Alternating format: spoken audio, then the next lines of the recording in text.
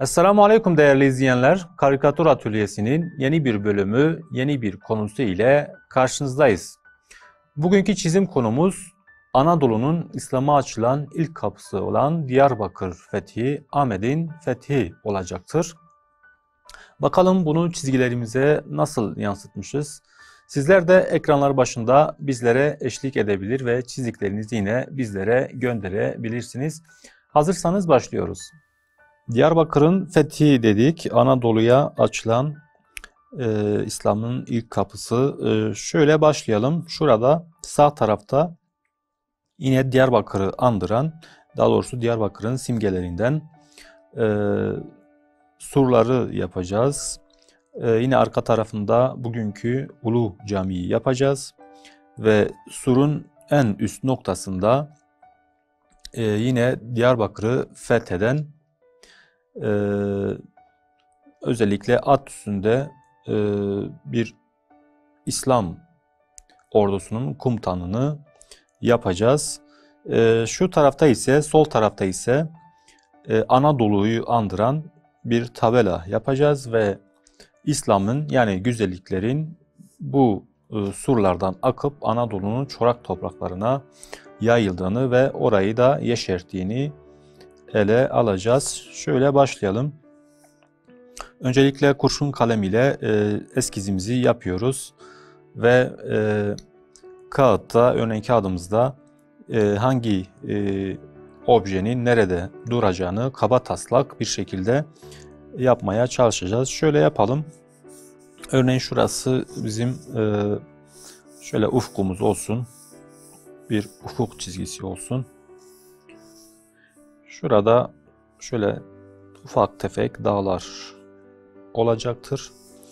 Şuraya bir tabela yapacağız ve buraya Anadolu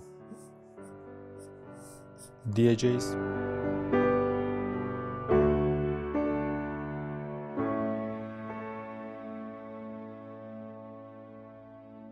Şurayı surlarla çevireceğiz. Örneğin şuradan başlasın. Şöyle şuradan başlasın.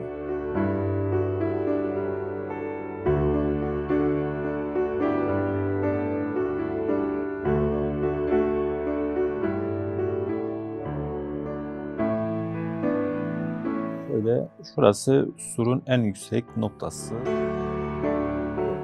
Bir yapacağız ve bu en yüksek nokta olacaktır. Şöyle yuvarlak bir şekilde, oval bir şekilde çiziyoruz.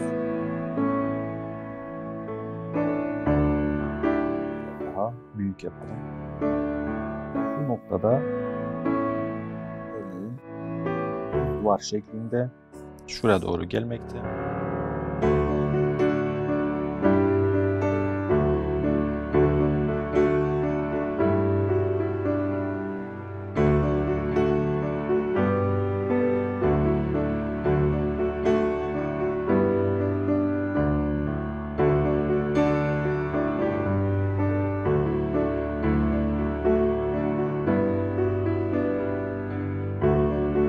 Çizimi yaparken bakış açılarına dikkat etme gerekiyor. Perspektife dikkat etme gerekiyor.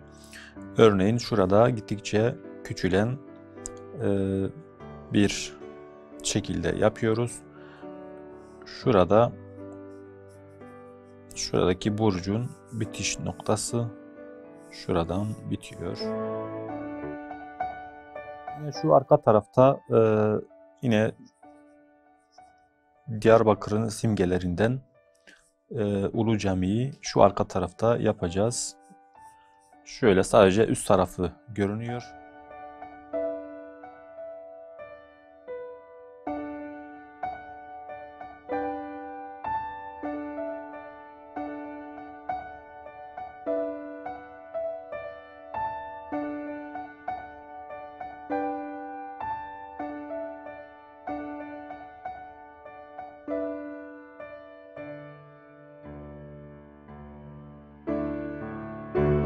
Böyle minaresi olsun.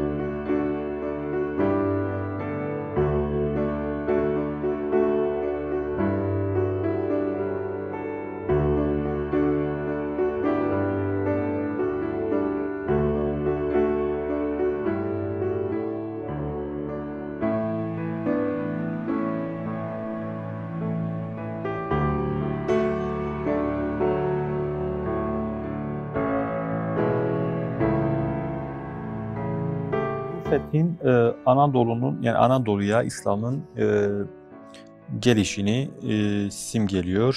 Şurada bir kapı yapacağız bu surlardan. Şöyle kemerli bir kapı. Bu kapıdan yani fetihten sonrasını simgeliyor. Örneğin şurası çoraklaşmış, çatlamış Anadolu topraklarını şurada akan şöyle çiçekler veya yeşilliklerle şurası yeşeriyor. Yani bu İslam'ı temsil ediyor. Şöyle şurası dolmuş bir şekilde şuraya gelince şöyle kollara ayrılan şöyle çiçek demetleri, yığınları şuralara doğru yayılıyor ve Anadolu İslam'la şerefleniyor. Bunu anlatmaya çalışıyoruz. Şu şekilde.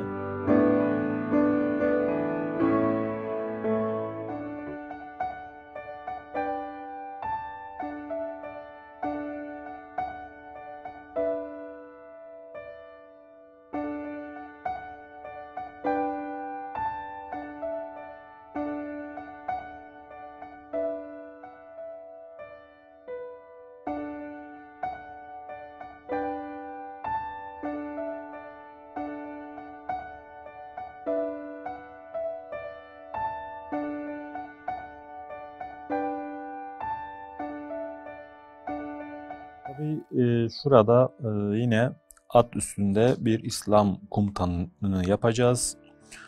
Yine tabii Diyarbakır'ın fethini gerçekleştiren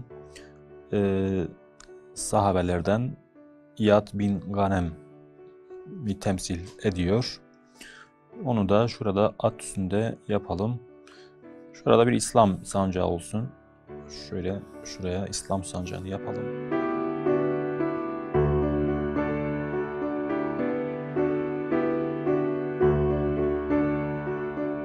Atlı yapalım. Tabii uzak olduğu için küçük yapmamız gerekiyor.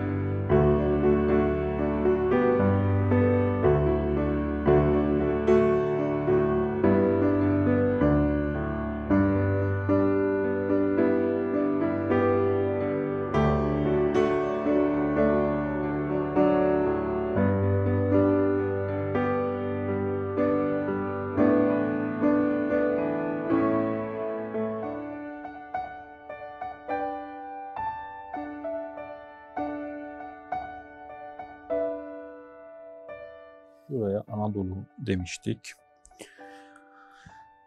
Kabataslak eskizimiz bitti. Artık daha koyu ve siyah bir kalemle üzerinden geçebiliriz. Şöyle başlayalım.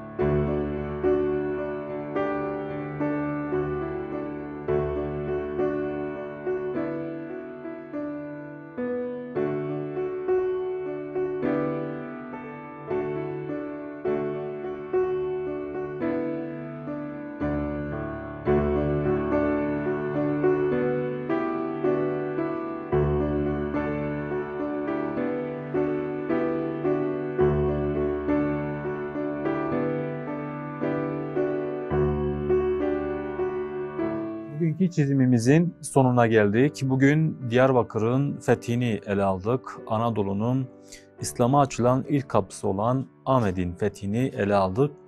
Yeni bir programda yeni bir konu ile karşınızda olmak ümidiyle Allah'a emanet olun.